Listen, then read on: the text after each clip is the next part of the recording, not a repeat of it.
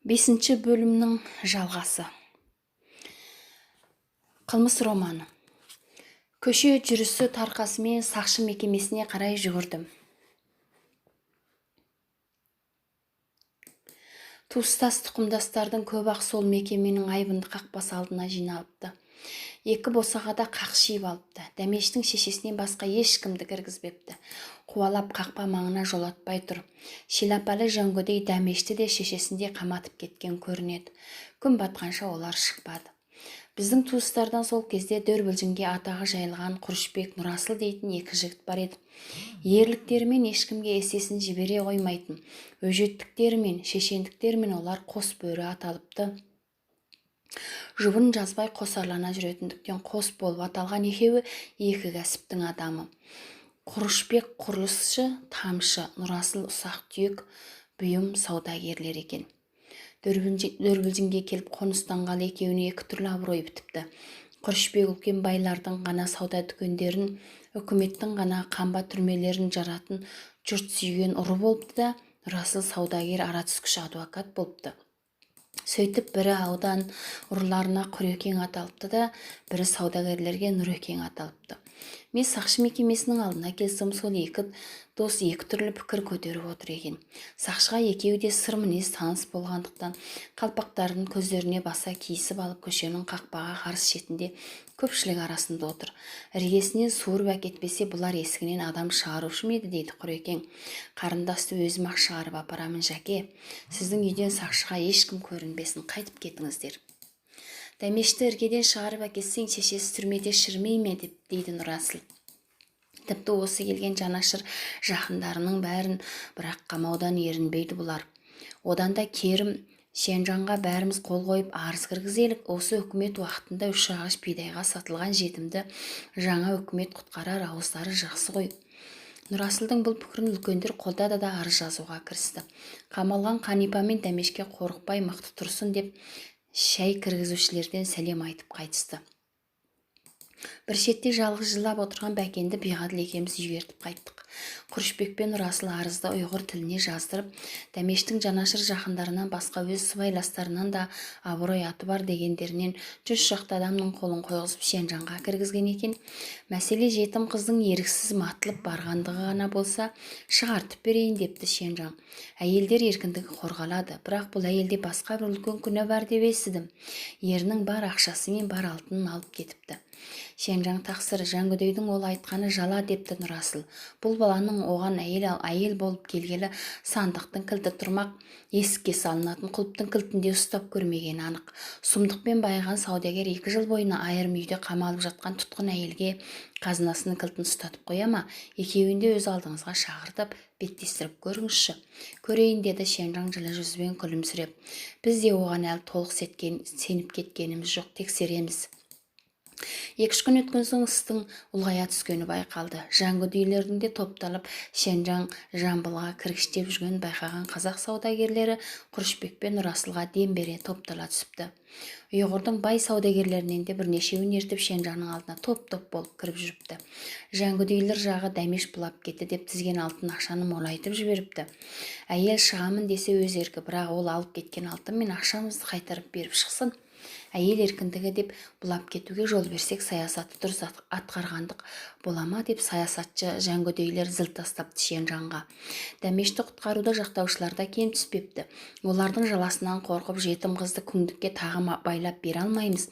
6 саясатта адам ұрлап, малша матап, құлдана берсін деген статья жоқ шығар. Қарыс жердегі шешесін көрсетпей 2 жыл қамаған жауыз оған алтын қазынасын көрсетіп пе? Жеңшурин уақытында күңдікке байланған қызды алтынның құлбын бұлай қойып, тіпті өз басының құлбын аша алмай зарлап, түрмеде жатқан жетім қызды енді жаламен зарлауына мұсылман баласы шыдай алмайды десіп шығыпты. Шенжан қалыс білікті деген адамдардан тексеру алқасын құрыпты да, қала ханзулардың бір шаңясы мен қала қазағының күнтуған атты шаңясын бастық етіп сайлапты.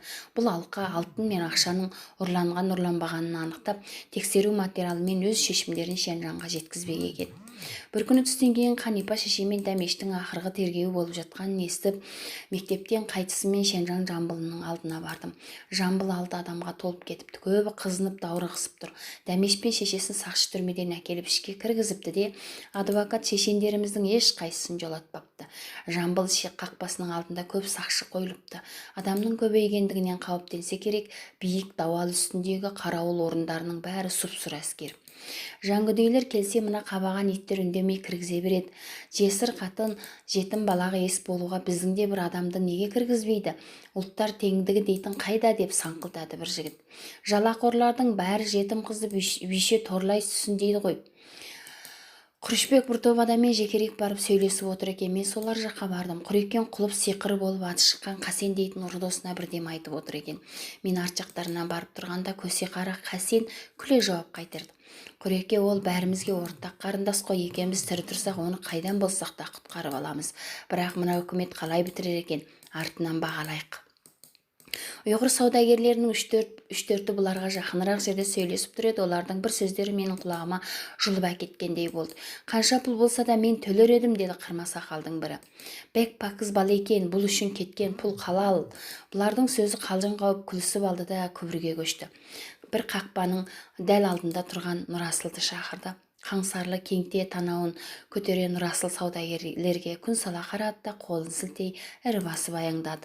Нұрасыл мұрнын қулана тыжыртта көзін бір қысып қалып байлардың қасына барып, олар Нұрасылды ортаға алып ауашаға кетті. Біздің елестерден 5-6 шешен шал көшенің қарсы жағындағы балапан теректердің саясында отыр еді.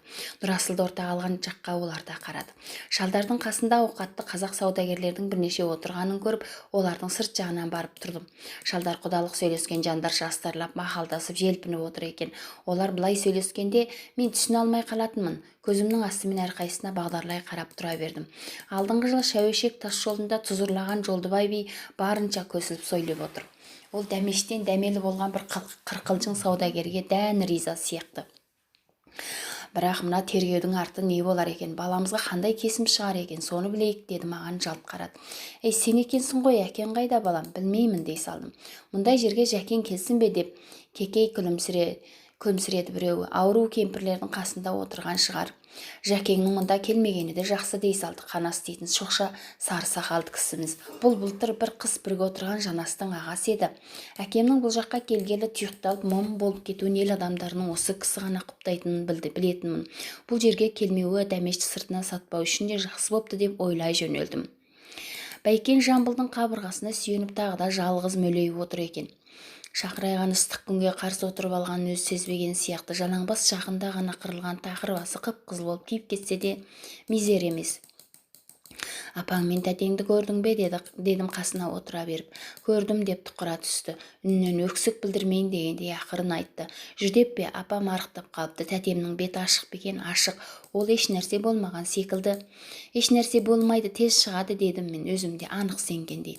Бірақ басқа бір қаупымды айтқым келмеді. Жангөдей саудагерлерден құтылса да, Жолдыбай саудагерлердің тағы біреуі сатып әкетеді-ау деген күдік сырттан саудаласып жатқандарды көрген соң мені мықтап шырмап еді.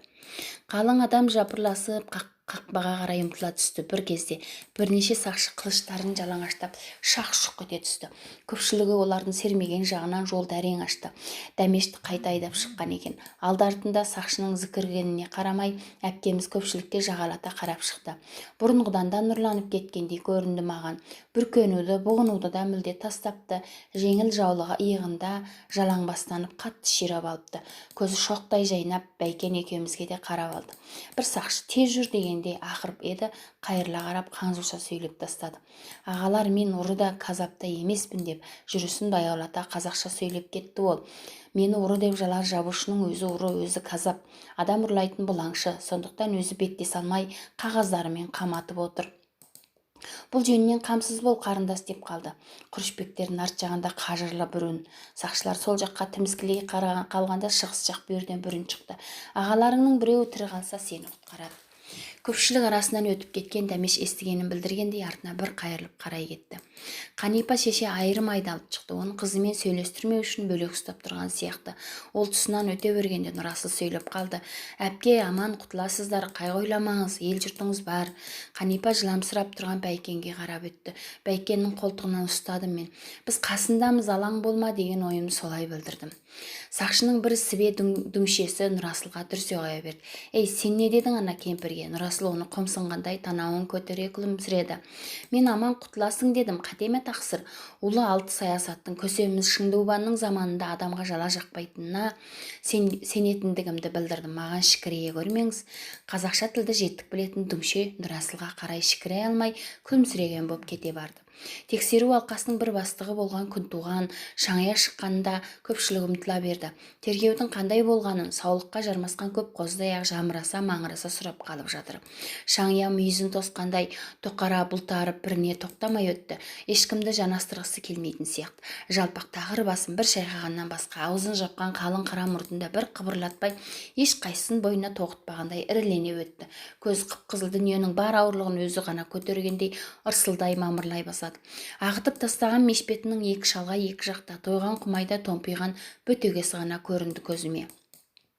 Қанас би оған өзінің сарғыш қасты биік қабағын түйе қарап қалды. Айтып салғыш тура мінезді кісі еді. Шоқша сары сақалы дір ете түсті. Көмей толмаған жерге көзі қиыс еді. Япырмай, мына таздың көз қисайып кетіпті-ау деді ол маңайына жағалата қарап. Жәңгүдейлерден тойып алған бағалай. Нұрасыл жүре сөйлеп Шаңияның артынан кетті. Бұл кісі қымызханада ғана сөйлейтін, арақ ішемісің, ей Құреке, жүр деп Күрішбекті ерте жөнелді. Бәйкен екеуміз арттарынан баспала еріп отырдық. Күн еңкейе салқын түсе бастап еді. Бір шағын асхананың алдына таман барғанда Нұрасыл дауыстап шақырды. Шаңия артына жалт қарап тұра қалды. Шаңия жарықтық, бір жақсы жерде ұстаттыңыз-ау, киелі мекен ғой, кіре кетелікші. Үй, сен қызыл табан қанды қол жауапкеріміздің өзі емеспісің. Талапкердің біреуі көріп дау шығарып жүрмесін.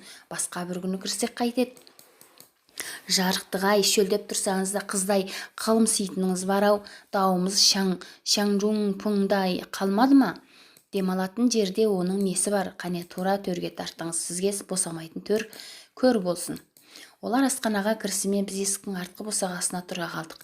Нұрасыл аспазға заказын қысқайтты да Шыңияның қарсысындағы орындыққа барып отырды. Ұстам, бізге шөп қоспай, ыңғай майлы еттен қуырып жіберіңіз. Алдымен 2 бөтелке, мен 3 стакан. Шаңия тақсыр, не бұйырсаңыз да жауапкеріңіз алдыңызда ғой. Маған бүгін қандай кесім шығардыңыз, соны айтыңыз. Өз кесімімізді Шенжанға ертең жазбақпыз. Сөйтсе де іс арты қалай болатын сияқты деп Күрішбек араласты сөзге. Біздің қарындасқа бостандық тиетіндей ма? Мәселе ауыр. Алтын мен ақшасын қарындастардың алып кеткені рас көрінеді. Алқадағы жәңгүдейлер күмәнданбай-ақ кесіп айтты. Тым мықты тұр. Үндеспей қалып тамақтарын қырынғандарынан бір рет көтерісіп алғандықтары байқалды. Сіз өзіңіз сендіңіз бе соған? Алтыны мен ақшасының қарындастың қашқан күні жоғалғаны рас. Беттестірдіңіздер ме деп Нұрасыл еңкейе түсті. Ей Нұрасыл, бұл сөзі доғаршы деп Шаңия сөзден тайқай. Онан да арағыңды құй. Тақсырай кенезеңіз кеуіп қалған екен деп Нұрасыл күлді. Құяйын, бүгін нәр татпағансыз-ау тегі. Тағы бір рет молынан қағысып алғандай болды. Тамағын бір кенеп алып Күрішбек жалғады сөзін. Бұл кісінің нәр татпағаны сол түс уақытында Леу Жәңгүдейдің арақ бөшкесіне түсіп шыққан, беттестірмей-ақ шындыққа көз жеткізген соның күші ғой. Кім барыпты оның үйіне? Күрішбек, мына жаланы қайдан тауып отырсың? Шаңия, жасырынбақ ойнауға қаншалық шебер болғаныңызбен менен жасыра еш жеріңіз қалған жоқ деп Шаңияның арқасынан қағып қалды. Беттестірмегеніңізді де, қалай кесетініңізді де енді сұрамай-ақ қоялық. Ұстам, әкел қуырдақты. Шаңиямыз мас болып қалмасын. Халық үшін күресіп, шаршап шыққан адам ғой. Жөн білетін ақ жігітсің, Күрішбек, дұрыс осы сөз деп күлді Шаңия. Тағы бір қағысып жіберді. Қаншалық қиын болса да халқым үшін істемейін деп жүргенім жоқ-ау, бірақ құрғыр істеткізбей жүр ғой. Жарықтығым-ау, соныңды айт жонанда деп Нұрасыл қудалай қалды. Сізді буып жүрген не қырсық еді? Шаңия бірдеме деп сыбырлап қалды. Ақша деген екенін кейінгі сөзінен аңғардым. Мен қазіргедей сол алқаны түгелімен аузыма қаратып болар едім, әттегені жаңғалтам бос тұр. Қарға болсақ та халықпыз ғой шаңия, деп күрсінді Нұрасыл. Бәріне болмаса да өзіңіз қанағаттарлық бірдеме табылар. Бірақ онымыз біздің қара ісімізді ақтап бергендік емес.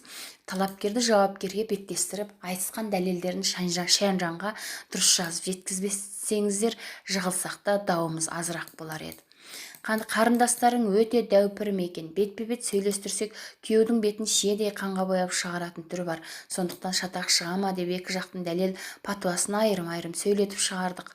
Оның алдында ақша жоғалған үймен қарындастың тұратын үйін көргенбіз. Кектінің көзі өткір, шыншылдың сөзі өткір, ашулының қолы өткір деп шұбырта жөнелді Құрышбек. Тосын бір қуаныш пайда болғандай, тым жайраң үнмен ағытылды. Майданға түспей жау жеңбес, беттестірмей іс бітер ме? Қарындасымыздың райы солай болғанда беттеспей қоймайды. Беттестірмей біз де бітісе алмаймыз енді Шаңия. Алқаңыздың абыройын сақтағыңыз келсе, өз еріктілігіңізбен беттестіргендеріңіз жөн. Беттестіргенде де ол қанша шатақ шығарса да тайынша тулап ыңырша қирата ма, пәлеге өзі қалады ғой. Мәселе қарындастарының мойнына толық түсіп отыр. Талапкерлер тапжылдырар емес, шатақ үстіне шатақ тауып алмасын деп, ақыры мойнына түсетін болған соң, беттестірмей-ақ абыройларыңды жыртпай, ақшамен бітірсек деген ойға келдім мен. Қаны бір қарындасым болғандықтан жаным ашиды. Нұрасыл қарқылдап күлді бұл сөзге. Жаныңыз қатты ашиды екен. Жарықтық, иә төле, иә бар көмей толтыра пара бер. Жаным ашыды деуіңіздің өз сыпыра кедей туысыңыздың терісін сыпырып алып, бас сүйегін тауға қою болмас па? Қарындасымыздың бір етік бір палтодан басқа киімде алып шықпағанына маңайдағы бүкіл ел куә. Тіпті өтіп жатқан ай мен күндерде куә. Отырған күркесі мен жатын орны да куә болады. Соншалық алты мен ақша бір жерден болмаса да бір жерден жылтырап көрінбей ме, Шаңия? Сіз басы бар адамсыз. Тым болмаса бірер орам амалыңыз болмаса, Шаңия бола алмас едіңіз. Біздің енді басқа талабымыз жоқ. Менің мына бір кеңесімді ғана есіңізге сақтаңыз. Алқа жәңгүдегі құйрығын қаншалық төсегеніменен беттеспей іс бітпейді. Сіздер беттестірмей кесім еткендеріңізбен басқа бір орын беттестіреді. Ақ иіледі, сынбайды. Күнде көрісіп тұратын ағамызсыз. Беттестірмей жығып беру жағына қосылып, туыстарыңыздың алдына масқара бола көрмеңіз. Айтарым осы ғана, қанеки енді күлкімізге көшелік. Асқана босағасында тұрған Бәйкен екеуміз арақтың мылжың күлкісін күтпей-ақ қайта бердік. Біз жазғы демалысқа шыққанша бұл іс белгісіз себеппен бітпей қалды. Біздің жақ беттестіру жөнінде мықтап біраз арыз кіргізді де соның жауабын күтті. Тергеу басталғалы 2 ай өтсе де Дәмешті былай қойып түрмеден Қанипа шеше де босамады.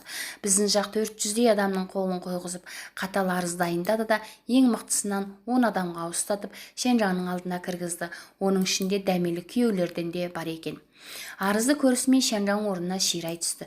Мен тергеу бөліміне де алқаға да беттестіру тапсырғанмын. Беттестіріп көріп анықтау жұмысын әлі жүргізіп жатқан шығар деп ойлап едім. Не қылық бұл деп тергеу бөлімі бастығын өз алдына шақыртыпты. Сіздер бүгін қайтып тұрыңыздар, мен ұқсып көрейін, шешіліп қалар. Шешілет деген жерге шегедей қадалмаса болмайтын бірнеше рет көрген Нұрасыл тергеу бөлімінің алдына барып тұрып алған екен. Шянжаңның даусы қаталырақ шыққандықтан соның терезесіне таман қайта барып тыңдапты. Шянжаң қазуша тіл білмесе керек. Тергеу бөлімі бастығының жауабын аударушы арқылы тыңдап болып наразылық айтып отыр екен. Сөз бажайына қарағанда негізгі талапкердің өзі жолаушылап кетіпті. Істің соны тосып тұрғандығы баяндалыпты. Бұл сізше қалай? Дәл беттесу кезегіне келгенде талапкердің өзі шыдамай қашқандығы емес пе? Олай болмаса барлық сомасын бұлатқан саудагер жалаңаш кедей бұлаңшысын ізі суымай тұрғанды өндіріп алмай кете бермек пе? Анасы опат болып соны жерлеуге Үрімжіге кетіпті. Бұл себеп емес, деді Шянжаң. 2 айда жерленіп болмайтын қандай кемпір ол? Оның себеп бола алмайтын заң қызметкерлері мырза, сіз де білесіз. Бұл оның беттесуден безіп, әйелді түрмеге ұзағырақ қамату үшін ғана тапқан сылтауы. Беттестірсе шатақ шығады. Жүйкесі тозған әйел деген анау уақытты сөздеріңізде де осындай негізсіз сылтау болатын. Сақшысы бар үкімет бір-біріне қол жұмсамай беттестіре алмай ма? Мен сол кезде-ақ осы нұсқауды айтқанмын, есіңізде бар ма? Жесір кемпір жетім қыз қазірге дейін талапкерін таба алмай, бекерден-бекер түрмеде жатса, кішкене балаларын кім бағып отыр? Тыңдаңыз, заңда беттесуден өзі қашқан талапкердің жауапкерлері қамалып жата беру белгілемесі жоқ. Кепілге беріп қоя бересіздер, бүгін орындалады. Шенжаң сөзін естіп қалған Нұрасыл шыға жөнеліп, кепілді кетуге шартты болатын ауқаттылардан 10 шақтысын Жамбыл алдына ертіп келіп тосқан екен. Сақшыдан Қанипа шеше ғана босап келіпті. Дәмештің өзі жөнінде сақшы бастығы Шенжаңмен сөйлеспек екен. Қанипа шеше алдымен біздің үйге келіп Бәйкенді ертіп қайтты да бірге келген Нұрасыл тынығуға қалды. Әй, осы екі басты үкімет болды-ау деп күрсінді Нұрасыл. Жүйжаң Жангүдей не қырға салар екен? Жангүдейлердің қарулы тірегі ғой, бұл бір жауыз еді. Нұрасылдың бұл сөзі дұрысқа шыға бастады. Дәмешті кепілдікке бермей жатқызып қойыпты. Құтқарып алу талабында жүргендер ертеңіне сақшыға барса ол шықпайды деп қайтарыпты. Екі басты үкімет екені рас болса, Құдай біледі. Шенжаң мен Жүйжаң өзара арбасып жатыр деп қайтты Нұрасыл. Енді жоғар жаққа жүгініседі. Талапкер Жангүдей келмей тағы бір ай өткен соң айыпкер жақтың өзі талапкерге айналды. Заңды талаппен күшейіп, зор арыз көтерді. Жүйжаңды Шенжаң осы кезеңге жеткенде жеңді білем, Дәмеш кепілге босап шықты. Бірақ тағы бір дау көтере шықты. Делодағы сомаға толар дәулеті жоқ Құрышбек пен Нұрасыл кепілдікке толар ма? Сақшы Жангүдейлері негізгі кепіл ретінде қырма сақалды ұйғыр саудагерді ұстаған екен. Ол кепіл түйін шешілгенше біздің үйде тұрады деп Дәмешті өз үйіне тартыпты. Оның кандидат күйеуі екенін естіген Дәмеш азарда безер болып өз шешесінің қасына жөнеліпті. Қылмысы жүзінде тұрған қылмыстыны шалатын қырсығы аз ба? Шешесімен үлкен бауыр жалданған қожайынның да қырсық екені белгіледі.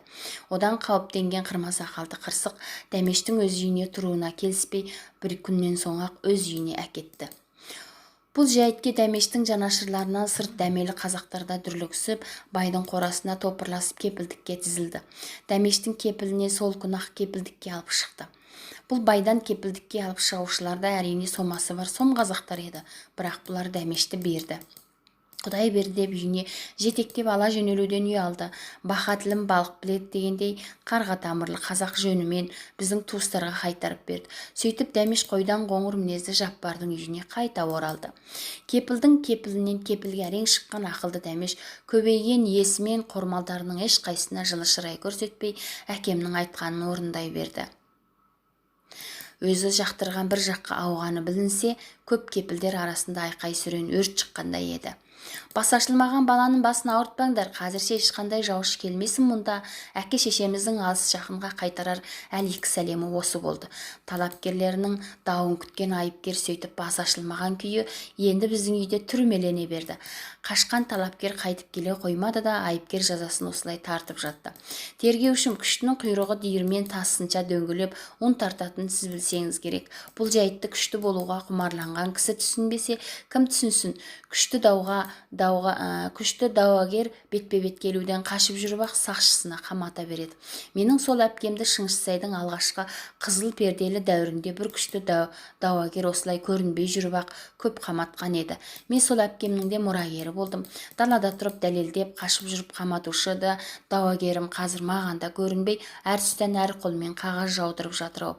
Дәмеш ол кезде кеңірек түрмеде жатып еді. Мен қазір темір қапаста жатырмын. Тегі менің дауагерім оныкінен де күшті болса керек. Көп атаулы қылмысты деген сөздің бір мағынасы әлсіздік қой. Күштіге қылмыстының дағы жұға ма? Әлсіздік шіркін дағы бар. Дауагер қаншалық күшті болса, соншалық айқындалмай ма? Менің қылмысымның тым айқын көрінуі содан шығар. Күштінің адам жүрегін суырып жегені көрінбей, әлсіздің өз түкірігін жұтынғаны көрінетіні бұрыннан бар құбылыс.